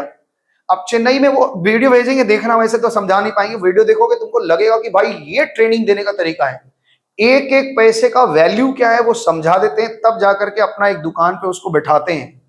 तो ये तरीका होता है सिखाने। हमारे यहाँ क्या होता है, बच्चा अगर बोलेगा कि PS1 ला दीजिए तो पिताजी ज्यादा खुश होकर PS3 ला के देंगे। और क्या तर्क देते हैं कि जो दुख हम नहीं झेले हैं वो हम अपने बच्चों को झेलाना नहीं चाहते। भाई बच्चे सरवाइव करते हैं तो मजबूत बनते हैं, ये बात को भूल ही जाते हैं। एक अभी कलकत्ता में यहाँ पे क्या नाम है, सिंथी बोर्ड में एक वो लगता था पहले, अभी भी लगता है, सर्कस, अजंता सर्कस लगता है ना, याद है आपको, देखते भी होंगे ना, अभी भी लगता है। लेकिन पहले जो था कि उसमें हाथी, घोड़े, शेर, ये सब रहता था। हाँ असली। तो हम जब बचपन में थे हमको याद है कि हम लोग देखने आते थे। तो एक बार सरकार नियम निकाला कि अब आप पशुओं का, ये सब पशुओं के प्रति क्या कर रहे हैं, आप हिंसा बढ़ा रहे हैं, उनको शोषण कर रहे हैं, तो आप शेर को नहीं रख सकते, शेर को नहीं रख सकते। तो सर्कस का जो मालिक था, शेर को पालना बड़ा खर्चीला चीज है भाई, रोजाना उसको कम से कम 50 किलो 60 किलो मांस खिलाना है एक एक शेर को, तो ऐसे बहुत दिक्कत होती थी। तो वो सोचा कि चलो हो सकता है अभी स्टे ऑर्डर लगा है, कुछ दिन बाद खुल जाएगा तो फिर से हम लोग करतब दिखाएंगे। तो भाई शेर वेर देखने लोग आते हैं। शेर को सोचो, एक रिंग में एक आदमी है और 10 शेर है, उनको उठाना बैठाना कितना अजीब चीज है, रिंग मास्टर में, है ना। मैं तो बहुत बार हो भी जाती है दुर्घटना, तो वो दिखाते हैं तो लोग देखने आते थे। तो वो आदमी 2 महीना 3 महीना शेरों को रखा, लेकिन यहाँ पे सरकार जो है स्टे ऑर्डर हटा ही नहीं रही थी। तो इन्होंने क्या किया कि अब खर्चा पालना बड़ा मुश्किल हो रहा था, तो इन्होंने तय किया कि ये जो शेर है इसको हम ले जा करके, मार तो सकते नहीं तो क्या करेंगे, इसको जंगल में छोड़ देंगे। तो ये सुंदरबन के जंगल में जाकर के 10 शेर को छोड़ दिए। और 4 महीने बाद फिर इन लोगों को जब स्टे नहीं हटा तो बड़ा इच्छा हुआ कि भाई मेरे शेर लोग कैसे हैं, कहाँ हैं, एक लगाव हो ही जाता है। तो वो फॉरेस्ट रेंजर के पास गए और बोले कि हमारा शेर लोग कैसे, बोला आपके 10 शेर में से 4 शेर लोगों को जंगली कुत्ते मार के खा गए हैं। क्या मतलब निकला इसका, तो बोला इससे है कुत्ता मार के खा गए, बोला हाँ यहाँ के हाइना वगैरह मार के खा गए हैं। तो बोले ऐसा कैसे, तो इसका सीधा सीधा एग्जाम्पल दिया कि जो आप जंगल के शेर होते हैं वो अपने आप में मजबूत होते हैं, और जो आप पिजड़ा के शेर हैं वो देखने में शेर हैं, अपने उनके अंदर जो ताकत है वो भूल चुके हैं। कारण क्या, आप उसको क्या बता दिए, बैठा बैठा के खिला रहे हैं। और जो जंगल में कुत्ते थे उनको लड़ना था, वो लड़के खा लिए उसको। तो इसलिए अपने जूनियर्स जो भी है उनको तैयार कभी करना है, उनको सॉफ्ट मत बनाओ, उनको कड़ा से कड़ा ताकत दो कि वो लड़े और लड़ के तैयार हो, तब उनके अंदर में पोटेंशियल आएगा, वो लड़ सकेंगे। चलें आगे। तो यहाँ पे जो लोन हम लोग इतने भाई ग्रास रूटर बनाओ, पैराशूटर मत बना देना कि हम एकदम ऊपर। इतना धन कमा के अपने बच्चों को दे के जाएंगे, अगर वो संभालने वाला नहीं है तो डुबा देगा, इसलिए उनको सिखाना पड़ेगा। हम तो अपने भतीजा लोग को कुछ नहीं देंगे, मार के भगा दे, जब कमाओ अपने से, हम कमाए हम मौज करेंगे, तुम कौन कमाएगा, तुम अपना कमाओ, तुम अपना घर। एक ऐसे ही बहुत अच्छा, हम तो ये बात इधर उधर की बात करें, चलो अच्छे ये सब कॉन्सेप्ट आपके दिमाग में है। एक महमूद बोल करके एक फिल्म स्टार था, अभी मर गए कुछ दिन पहले, नहीं जूनियर महमूद मरा, महमूद तो बहुत पहले ही मर गया। तो महमूद जो था वो एक टाइम ऐसा हुआ था कि वो बहुत बड़ा कॉमेडियन था। महमूद आप देखेंगे पुराने पिक्चर में, हर पिक्चर में है। अरे हम काले हैं तो क्या हुआ, दिल वाले हैं, मुंह इतना सा, है ना। और ये पड़ोसन पिक्चर में जो था, पड़ोसन में जो मेरे सामने वाली खिड़की में एक चांद का टुकड़ा रहता है, सामने वाला जो बुढ़ा है वो महमूद ही तो है। तो महमूद का लड़का है लकी अली, और बहुत अच्छा सिंगर है, हालांकि इंडस्ट्री उसको नहीं पकड़ा वो अलग बात है। तो वो बहुत अच्छा सिंगर है, वो जानते हो, उससे बोला कि पापा हमको स्कूटर दिला दीजिए, स्कूटर उस टाइम में स्कूटर दिला दो। तो बोला कि ये सब हमसे मत बना करो, खुद कमाओ खुद खरीदो, हम क्यों दिला दे। और वो अपने से जब शोज करना शुरू किया है, बोला सीखने पढ़ने के लिए जो कहोगे हम सिखा देंगे, हम तुम्हारा शौक नहीं पूरा करेंगे, तुमको खुद से करना है। और यही चीज हम अपने भाई को भी सिखाते हैं, वो समझते नहीं है। बच्चा अगर कहता है कि हमको घड़ी लेके देना है तो उसको 15,000 का घड़ी दिला देंगे, है क्लास 7 में 15,000 का घड़ी दिला दिए, तो ये उसको आप खराब कर रहे हैं। उसको बोलो कि खुद कमाओ और खुद का। तो लकी अली जब सोच करना शुरू किया, बोले जिंदगी में कहीं भी सोच करना, मेरा नाम नहीं लेना कि महमूद के लड़के हैं, अपने दम पे करो। और वो अपने दम पे जब कमाया तो स्कूटर लिया, और स्कूटर लेके उस समय बोला कि अपने इंटरव्यू में बता रहा था कि जिस टाइम हम अपने पिताजी से कहे थे कि हमको स्कूटर दिला दीजिए तो वो नहीं दिलाए थे, हम बहुत रोए थे, और रोए थे कि हमारे पिताजी कैसे, दुनिया के लोग ऐसा ऐसा कर रहे हैं, हम रोए थे। लेकिन अब आप जब हम पिता बन गए तो हमको लगता है कि वो सही थे, हम गलत थे। अपने दम पे हम खरीद पाए, अगर वो हमारा सारा शौक पूरा करवा देते तो हम कुछ भी नहीं कर पाते। तो लोन वगैरह जो मोर्गेज वगैरह हम लोग होते हैं, मोर्गेज लोन की बात और क्या पूछे बताओ, हम कहां से कहां बात चला जाता है। तो गिरवी जो लेते हैं, मोर्गेज जो लेते हैं, उस पे हम इंटरेस्ट भरते हैं। तो लोन दो तरह का हो गया, एक सिक्योर्ड और एक अनसिक्योर्ड। एक होता है शॉर्ट टर्म, एक होता है long term. Short term long term को आप समझते हैं कि कम समय के लिए, ज्यादा समय के। अब हम लोग 12 में इस पर ज्यादा चर्चा करेंगे। हाँ जी पूछिए। फिनेंशियल एक्सपेंसेस हो गया, उसके बाद बोल रहे भाई हो गया casual expenses, casual expenses and losses, जो किसी ग्रुप में नहीं आ रहा है वो इसमें चला गया। तो इधर का हो गया आपका पीएल अकाउंट आ गया। तो पीएल अकाउंट में अगर और कोई डाउट्स है तो पूछ लो, अब ऐसे डाउट नहीं है, सवाल बनाते समय बहुत सारी बातें आएंगी। अभी हम लोग क्या पढ़ रहे हैं पता है, अकाउंट्स के फाइनल अकाउंट का रूल पढ़ रहे हैं। तो बोर नहीं होना है, इसीलिए बीच बीच में कहानी सुना रहे हैं, क्योंकि ये बोर नहीं होना है। अब बोर हो जाएंगे तो फिर मजा नहीं आएगा। बैलेंस शीट आ जाओ फटाफट से। बैलेंस शीट में बताओ क्या पढ़ना है हम लोग। बैलेंस शीट में पूछिए, पहले एसेट साइड पढ़ेंगे। बैलेंस शीट को ध्यान से सुनो। तुम्हारे पास फोन नहीं क्या सदा, तो इसको 1 मिनट रोकना। अब यहाँ पे बैलेंस शीट में आप देखो, बैलेंस शीट को ना लिखने का एक तरीका होता है ना। आपके 11 क्लास के स्कूल में बच्चों को ये तरीका सिखाते नहीं है, वो कहते कहीं भी लिख दो चलेगा। लेकिन जब बैलेंस शीट के लिखने का तरीका होता है उसको बोलते हैं marshalling of balance sheet. Balance sheet marshalling तो मार्शलिंग ऑफ, कहाँ लिखा है, अच्छा वो लिख दिए, तो यहाँ पे लिखा है, ठीक है। अरेंजमेंट ठीक ठाक होना चाहिए। तो इन्होंने देखो ऐसे ही आपको ध्यान में रखना है। ऊपर में सबसे पहले लिखा है फिक्स्ड एसेट, और फिक्स्ड एसेट में 2 तरह की होती है, एक पहले होता है टेंजिबल, एक होता है इनटेंजिबल। तो मार्शलिंग में कैसे कैसे होता है, एक तो तरीका ये हो गया कि पहले आप फिक्स्ड एसेट बताइए, उसमें टेंजिबल, इनटेंजिबल, फिर इन्वेस्टमेंट, फिर करंट एसेट, और फिर नॉन लिक्विड एसेट्स। एक तरीका ऐसे सजा लीजिए।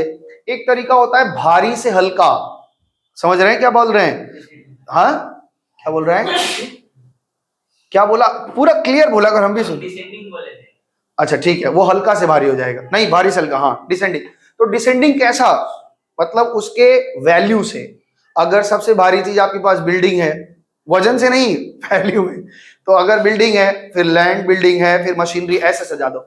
एक होता है हल्का से भारी, तो सबसे हल्का जो चीज है वो ऊपर रख लो, और एक होता है हाइब्रिड, एसेट को भारी से हल्का सजाया और लाइबिलिटी साइड को हल्का से भारी सजा दिया, ऐसे भी हो सकता है। तो एक होती है मार्शलिंग, और हमारे एशिया में जो चलता है वो ऐसा चलता है, इसलिए हम ऐसा दिखा रहे हैं। अलग अलग देश में अलग अलग तरह के सजाने के तरीके हैं, या आप उसको थ्योरी में पढ़ सकते हैं। तो हाँ, अब बताओ भाई, फिक्स्ड इंटेंजिबल एसेट है सबसे पहले, ठीक है ना। तो इसको कैसे याद करते हैं, फ्यू इंडियन, FI मतलब पहले फिक्स्ड एसेट, फिक्स एसेट में इंटेंजिबल पहले, और टेंजिबल एसेट, टेंजिबल इंटेंजिबल ऊपर नीचे से कोई दिक्कत नहीं आएगा, आप इसको जान के रखिए। हालांकि 11 के लेवल में, रोकना इसको अभी बोले बैकग्राउंड चेंज हो नहीं, बिजली गुल हो गए, कोई बात नहीं, हम लोग थोड़ा सा एडजस्ट कर लेंगे। तो इंटेंजिबल एसेट में, इंटेंजिबल एसेट में कौन सा अकाउंटिंग स्टैंडर्ड आता है, आप याद रखिए इस बात को, अकाउंटिंग स्टैंडर्ड 26 है ना। और प्रॉपर्टी प्लांट इक्विपमेंट किस में आता है, 10 में।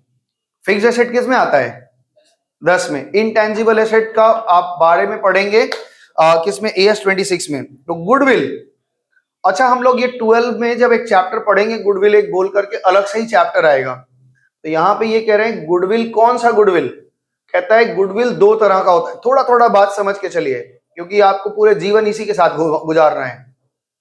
गुडविल 2 तरह का होता है, एक तो हम खुद का गुडविल खुद बना लेते हैं, और एक किसी के बने बनाए गुडविल को हम खरीद लेते हैं। तो जो बैलेंस शीट में दिख रहा होता है वो खरीदा हुआ गुडविल होता है, बनाया हुआ गुडविल नहीं होता। हम खुद के बनाए गुडविल को कभी शो नहीं करते। रिद्धि का नाम, रिद्धि के दुकान का रिद्धि स्टोर बहुत नामी है, चलता है, हमने रिद्धि स्टोर खरीद लिया तो नाम भी खरीद लिया, तो उसके लिए जो पैसे देते हैं वो हमारा गुडविल होता है, और इसको हम एज अ गुडविल दिखाएंगे बैलेंस शीट में। समझ गए बात को कि फिर से समझाएं। जैसे हम मान लो कि एक तिवारी ब्रदर्स मिठाई का दुकान है, हमने उनसे कहा कि हम आपका दुकान खरीदना चाहते हैं। तो जब हम किसी के दुकान को खरीदना चाहते हैं तो हम उसके एसेट्स और लाइबिलिटी को नहीं खरीदना चाहते, हम चाहते हैं कि उसके कस्टमर मेरे बन जाएं। तो वो हम बोले कि ठीक है, वो बोले कि मेरे दुकान में एसेट्स और लाइबिलिटी का टोटल कीमत 10 करोड़ है, लेकिन हम 3 करोड़ रुपया और लेंगे आपसे, 13 करोड़ लेंगे। तो हम बोले इस 3 करोड़ की किस बात का ले रहे हैं, कह रहे हमारा नाम है, हमने कई 100 साल तक, कई 100 साल तो नहीं तो 100 साल तक तो हमने अच्छी सेवाएं दी हैं, जिसके कारण से हमारा नाम बन गया है, और जिसके कारण से मेरा इतना नाम है। अगर ये नाम लगाएंगे तो आपका सेल बढ़ेगा, और अगर आप यही दुकान पे नाम हटा देंगे, अपना नाम लगा देंगे, हाँ, तो आपका सेल उतना नहीं होगा। तो नाम कमाया है, उस नाम को करने के लिए हमें पैसा देना, एक्स्ट्रा देना पड़ता है, गुडविल है। आगे पढ़ो, और क्या पूछना है पढ़ो। ये सब तो जानते हैं। पेटेंट, पेटेंट क्या होता है जानते हैं, कोई भी चीज आप नया खोजते हैं तो उसको पेटेंट करा लेते हैं, कोई नकल ना कर ले। डिजाइन को आप पेटेंट करवा लेते हैं, डिजाइन को रजिस्टर करवा लेते हैं। ट्रेडमार्क होता है।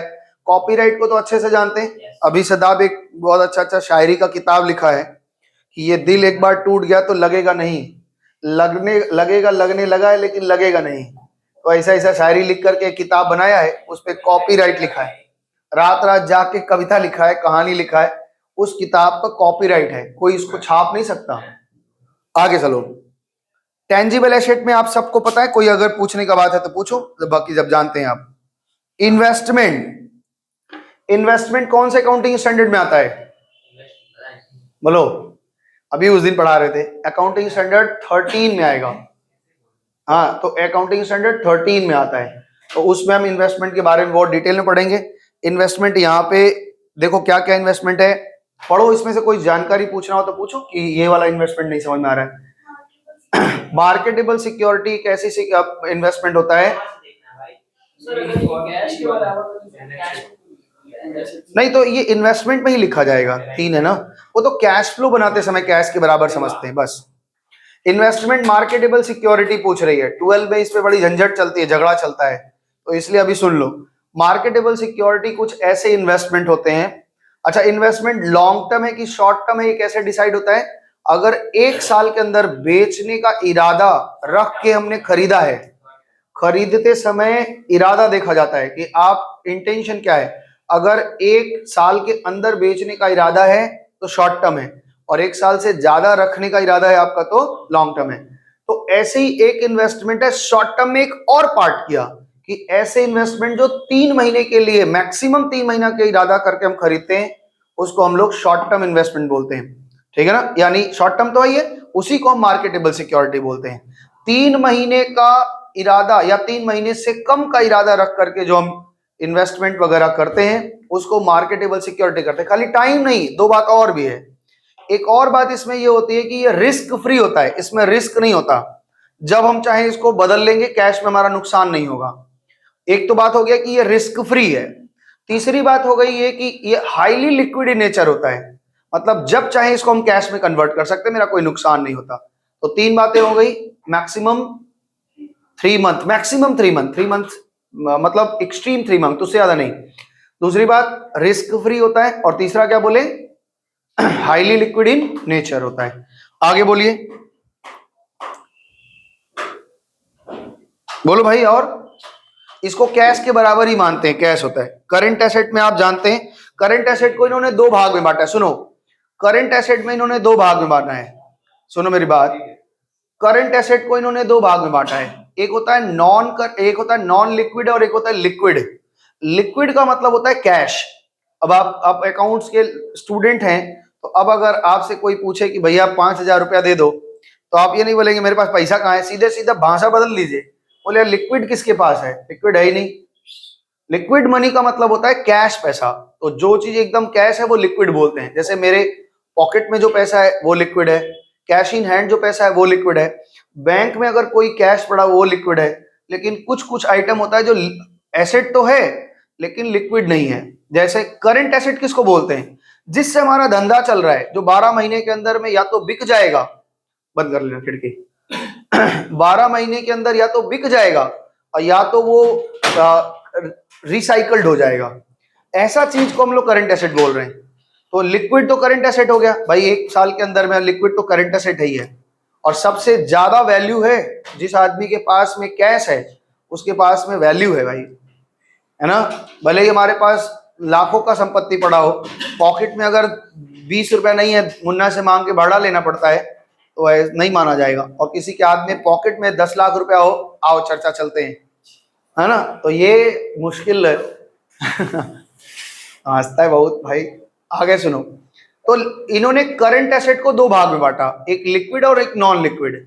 मेरे दुकान में सदा, तुम्हारे दुकान में जो वो पड़ा हुआ है 1 लाख टी शर्ट्स बना के रखे हो, इसी से तो धंधा करते हो, 1 साल के अंदर में बेचने का इरादा है कि नहीं है, तो ये करंट है, करंट एसेट है। लेकिन ये आपका नॉन लिक्विड है, कैश फॉर्म में नहीं है। आप हिमांशु से, हर्ष से और मयंक से पैसा पाते हैं, इन लोगों का लिस्ट है डेटर का, तो ये भी तो करंट एसेट है, 2-4 महीने में मिल ही जाएगा। लेकिन ये लिक्विड, तो लिक्विड नॉन लिक्विड एसेट में क्या बोल रहे हैं, स्टॉक इन ट्रेड। इसको स्टॉक को हम लोग एक और भाषा में इन्वेंट्री भी बोलते हैं। सन्ड्री डेटर, बिल रिसीवल, अगर हमने किसी को शॉर्ट टर्म के लिए लोन या एडवांस दे रखा है, 500 रुपया दिया है, लिया है, दे नहीं रहा है, किसको? कोई तो बोल रहा था, हमको नहीं पता। बोल रहे थे ऐसे। आयुष का, अरे कहाँ गया लिक्विड एसेट, कहाँ गया पेज, इधर उधर हो गया क्या ये है। मेरा तो पीडीएफ तुम खोल के दिए नहीं हो, तो मेरे को तो वो दे दिए हो। नहीं नहीं, आगे पीछे है, तुम्हारे वाले में ठीक लिखा होगा। नॉन लिक्विड के बाद लिक्विड नहीं लिखा है। हाँ, नॉन लिक्विड के बाद क्या है, मेरे पास तो है ही नहीं। अच्छा ठीक है, मिला। तो नॉन लिक्विड एसेट में क्या क्या हो गया, लिक्विड एसेट में प्रीपेड एक्सपेंसेस हो गया, अक्रूड इनकम हो गया। प्रीपेड जानते हैं ना, अक्रूड भी जानते हैं। एक्रू का मतलब ड्यू हो गया है लेकिन रिसीव नहीं हुआ, ड्यू बट नॉट रिसीव। हमने सेवा दे दी है लेकिन अभी पैसा नहीं, अर्न बट नॉट रिसीव, है ना। अच्छा, लिक्विड एसेट में क्या क्या हो रहा है, जो कैश फॉर्म में है, ठीक है ना। अब इसमें देखो एक नई चीज आ रही है, cash in hand, cash at bank, और लिखा है पोस्टल स्टैंप। ये क्या होता है, पोस्टल स्टैंप क्या होता है, बाजार में ना किसी को पेमेंट करना होता है हमें, तो हम पोस्टल स्टैंप भी खरीदते हैं। जैसे मान लो कि अगर आपको कोई एग्जाम देना है, एक छोटा सा एग्जांपल दे रहे हैं, अभी तो सिस्टम बदल गया है, हम लोग के टाइम में ऐसा होता था तो ये पुराना सारा डेटा है तो इसलिए मिल रहा है। अगर मान लो एक एग्जाम देना चाह रहे हैं, रेलवे का एक एग्जाम देना चाहते हैं, उसका फॉर्म आया, हमने फॉर्म लिया और फॉर्म भर दिया, और फॉर्म भरने का 300 रुपया देना है, फॉर्म भरने का 300 रुपया देना है। जो गवर्नमेंट प्रोग्राम कर रही है, प्रोग्राम मतलब देने का, एग्जाम दिलाने का, वो कहती है एग्जाम दिलवाने के लिए खर्चे आएंगे 300 रुपया आपको देना है। हमने कहा डन, देंगे। कैसे लेंगे आप बोलिए? तो बोला कि भाई आप ना पोस्ट ऑफिस चले जाइए, वहां से पोस्टल ऑर्डर खरीद लीजिए। तो पोस्टल ऑर्डर कितने का? 300 का। तो जब हम पोस्टल ऑर्डर खरीदेंगे 300 का, तो पेपर देगा। उस लेटर के साथ में, उस फॉर्म के साथ में आप पोस्टल ऑर्डर क्या करेंगे? जमा कर देंगे। ठीक है ना? तो मान लो कि हम एग्जाम लेने वाले हैं, इतने बच्चे एग्जाम्पल ने सब फॉर्म भरा, सारा पोस्टल ऑर्डर मेरे पास आया, और मेरे पास पोस्टल ऑर्डर आया 2 लाख रुपए का। वो 2 लाख का पोस्टल ऑर्डर हम किसी भी पोस्ट ऑफिस में ले आके दे देंगे कि भैया वो हमको कैश दे देगा। तो पोस्टल ऑर्डर क्या है हमारे लिए? एक कैश है। तो ये भी एक सिस्टम है। फिक्टिशियस एसेट, आपको बताया ना, कुछ एसेट्स ऐसे होते हैं जिनकी रियलाइजेबल वैल्यू नथिंग, वो रियलाइज नहीं होंगे। जैसे एक एग्जांपल तो दी, फिक्टिशियस एसेट का एग्जांपल दे बच्चा। अभी तो बताए थे। तुम्हारा हलवा कौन खाने आया था?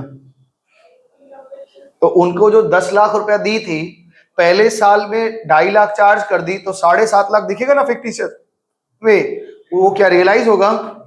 हमने अभी नीचे जो आप एक बोर्ड देखते हैं ना, बल्ब बना हुआ है इंपीरियल एकेडमी का, वो बोर्ड जब हमने बनाया था तो उसको बनाने में 5,000 खर्चा हुआ था, और उस बनाने में बोर्ड वाले ने कहा था कि ये आपको 5 साल चलेगा। ठीक है, क्लोसाइन बोर्ड बनाने के 5 साल चलेगा। तो ये एसेट हर साल हम क्या कर रहे हैं? 1,000 राइट ऑफ करते जा रहे हैं, खर्चा दिखाते रहे। 5वें साल में वो जंग लग के सड़ जाएगा, नया बनवाना पड़ जाएगा। यही तो हुआ, हम लोग डेफर्ड में क्या कर दिया? अपना एसेट को कम करते चले गए। वैसे ही यहाँ पे फिक्टिशियस एसेट है। फिक्टिशियस एसेट कुछ ऐसे एसेट होते हैं जिनका रियलाइजेबल वैल्यू नहीं होता, बाजार में बिकेंगे नहीं। तो आपने अभी पूछा था कि सर इस्टेब्लिशमेंट एक्सपेंसेस क्या होता है, बता दिए थे। उसी को एक और नाम से जानते हैं जिसको हम बोलते हैं प्रीलिमिनरी। सदाब सो गया है? क्या बात है भाई साहब, बोल रहे इतना बोर कर रहे हैं। एक बार क्लास में एक टीचर पढ़ा रही थी, तो एक पीछे बेंच में एक लड़का सो गया था। तो उसको मैम बोली कि उसके बगल वाले लड़के से बोली कि भाई जगाओ उसको। तो लड़का जो जवाब दिया वो बहुत खूबसूरत था। बोला हम क्यों जगाएं, आप सुलाइए, आप उठाइए। तो बोला आप सुलाइए, आप उठाइए। अच्छा, loss expenses of capital nature, deferred revenue expenditure, advertisement suspense, ये आपको पता चल गया। आइए लाइबिलिटी साइड। लाइबिलिटी साइड आओ भाई। लाइबिलिटी साइड में क्या है? हाँ आओ, लाइबिलिटी साइड में देखो कैपिटल और प्रोप्राइटरशिप। ध्यान से सुनना। कैपिटल, हम लोग जितना बिजनेस के फाइनल अकाउंट बनाने वाले हैं वो सारा का सारा सोल प्रोप्राइटरशिप बनाएंगे। सोल प्रोप्राइटरशिप मतलब एक मालिक होगा, इसीलिए इसका आप बीएसटी में भी पढ़ के आए होंगे। सोल प्रोप्राइटरशिप क्या होता है, पार्टनरशिप क्या होता है, जॉइंट स्टॉक क्या होता है, ये सब पढ़े होंगे। तो यहाँ पे बोल रहा है कि कैपिटल अकाउंट रहेगा, उसके साथ शुरुआत में जो कैपिटल होती है उसको ओपनिंग कैपिटल कहते हैं। कोई फर्दर कैपिटल लगाता है तो उसमें जोड़ते हैं, उसको प्रॉफिट होती है तो जोड़ते हैं, उसको कोई ड्राइंग करता है तो वो माइनस करते हैं। अगर कैपिटल पे उसको कोई ब्याज देते हैं तो वो उसके कैपिटल में जुड़ता है। अगर उसके ड्राइंग पे कोई इंटरेस्ट काटते हैं तो उसके कैपिटल से माइनस होता है। उसने कोई रिजर्व फंड गुल्लक उल्लक बना रखा है। मयंक तुम क्या कर रहा है? अरे कुछ नहीं, मैप देख रहे हो, कहाँ जाना है? ओला उबर में काम शुरू किया क्या? मैप क्यों देख रहा है? यहाँ पे अकाउंट्स पढ़ा रहे हैं तो मैप देख रहा है। बोर लग रहा है आज का क्लास ना? अभी 4 क्लास ऐसे ही बोर लगेगा, क्योंकि इसमें चीजें सीखनी है। यहाँ पे देखो आपके ऊपर में लोन, एक 2 तरह की लाइबिलिटी होती है, एक लॉन्ग टर्म लाइबिलिटी, एक शॉर्ट टर्म लाइबिलिटी। ऐसी लाइबिलिटी जिनको हमें 1 वर्ष में चुका देना है वो करंट लाइबिलिटी होती है। आप पहली बार आज लिखने जा रहे हैं, current asset minus current liability, इसको बोलते हैं वर्किंग कैपिटल। मेरे पास जितना एसेट है, जितनी का संपत्ति है, उसको माइनस कर दो, जो बचेगा उसको कहते हैं वर्किंग कैपिटल। और इसी से हम वर्क करते हैं, इसलिए इस कैपिटल का नाम है वर्किंग कैपिटल। बाकी जो एसेट्स है वो तो फिक्स हो जाते हैं, उसको हम छू नहीं सकते। बाकी जो लाइबिलिटी है वो तो फिक्स लाइबिलिटी, हमको देना ही है। लेकिन ये करंट एसेट और करंट लाइबिलिटी से हम पूरा धंधा करते हैं, इसीलिए इसको वर्किंग कैपिटल कहते हैं। तो वर्किंग कैपिटल अगर किसी का मजबूत है तो वो अच्छा धंधा कर लेगा, है ना? आगे सुनो। तो यहाँ पे इन्होंने कहा डिवेंचर, डिवेंचर आप समझते हैं, यस एक लोन सर्टिफिकेट होती है जो कंपनी इशू करती है, हम खरीदते हैं, और हम इशू करेंगे तो पब्लिक खरीदती है। तो अगर हमने इशू किया है तो मेरे लिए क्या है, वो कर्जा है। Bank mortgage, secured loan, other long term loan, fund, inner liabilities, कोई भी प्रोविजन बनाया हुआ है ग्रेजुटी का, या फिर कोई एक्सपेंसेस से कंटिन्यू से करंट शॉर्ट टर्म एक्ट हो गया। अब बिल्स पेबल, बस मेरे ख्याल से बैलेंस शीट में और ऐसा कोई आइटम आपको नहीं दिख रहा है कि नहीं होगा। आपने आज एक काम और करना है, एडजस्टमेंट सारा जैसे वहां लिखा है वैसा आप लिख लेंगे, एक पढ़ा करेंगे, एडजस्टमेंट को लिखेंगे, अगले दिन से एडजस्टमेंट चलेगा और 2 क्लास में एडजस्टमेंट सिखाएंगे। तो पहले ये समझो कि एडजस्टमेंट होता क्या है। एडजस्टमेंट का मतलब है कि हमने जो ट्रांजैक्शन किए और जिनके जर्नल बनाए, जर्नल से बनता है लेजर और लेजर से बनता है ट्रायल बैलेंस। लेकिन कुछ ऐसे ट्रांजैक्शन होते हैं जिसका इफेक्ट हम नहीं डालें लेकिन वो बहुत इंपॉर्टेंट होते हैं, तो उनको एडजस्टमेंट एंट्री से पास करके उसका इफेक्ट हम अपने ट्रायल बैलेंस में डालते हैं और उस ट्रायल बैलेंस में इफेक्ट डालने के बाद हम फाइनल अकाउंट बनाते हैं। तो क्या क्या एडजस्टमेंट हो सकता है उस पर अगले दिन चर्चा चलेगी और AS1 के बारे में कुछ चर्चा चलेगी। तब तक के लिए आज इतना रखते हैं। सबको धन्यवाद, नमस्ते। लेकिन होमवर्क कुछ नया नहीं दिए हैं। अगर आपको एक सुनो, BRS का आज एक शीट देंगे सोच रहे हैं, आज आप घर में थोड़ा BRS प्रैक्टिस करिए पुराना, क्योंकि हाँ हम दे देंगे आज एक शीट, उसको आप प्रैक्टिस करिएगा, मैसेज कर देना ग्रुप में, हम भेज देंगे। तब तक के लिए सबको नमस्ते, धन्यवाद, बाय बाय।